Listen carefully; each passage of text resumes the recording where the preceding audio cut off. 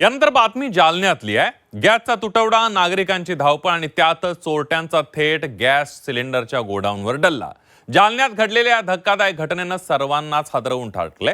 सध्या गॅस सिलेंडरचा तुटवडा आहे, त्यात चोरट्यांनी थेट गॅस एजन्सीच्या गोडाऊनवर डल्ला मारत 110 सिलेंडर लंपास केलेत। जालन्यातल्या रामनगरमध्ये ही घटना घडलेली आहे। बघूया सविस्तर।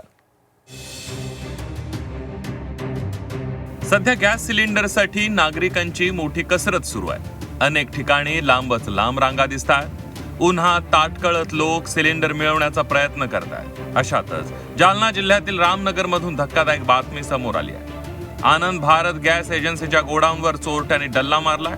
अज्ञात चोरट्यांनी थेट गोडाऊनच फोडलेला आहे आणि तब्बल 110 गॅस सिलेंडर लंपास केले। यामध्ये 14 किलोचे 96 सिलेंडर आहेत, तर 19 किलोचे 12 सिलेंडर आणि 5 किलोचे 2 सिलेंडर चोरट्यांनी लंपास केले।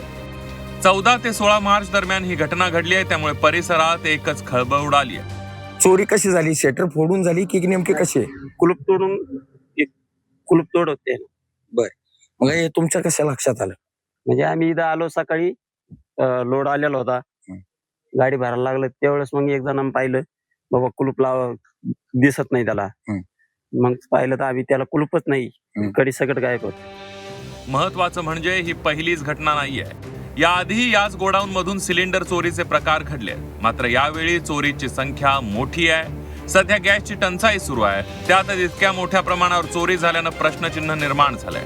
चोरट्यांनी गोडाऊनचं कुलूप तोडलं आणि अंदाजे 4,51,000 रुपयांचा माल चोरून नेलाय। या प्रकरणी मौजपुरी पोलीस ठाण्यामध्ये गुन्हा दाखल करण्यात आलाय। तपास सुरू केलेला आहे। त्यामध्ये चोरीमध्ये एकूण 96 LPG गॅसचे भरलेले सिलेंडर चोरीला गेलेले आहे, तसेच 12 रिकामी सिलेंडर चोरीला गेलेले आहेत त्या ठिकाणाहून।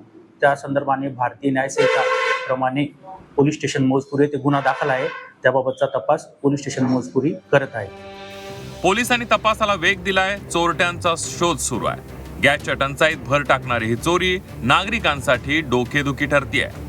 आता सगळ्यांच्या नजरा पोलीस तपासाकडे लागल्यात। या प्रकरणाचं खरं गूढ उकलतं का हे पाहणं महत्वाचं ठरणार आहे। नितेश महाजन, झी 24 तास, जालना।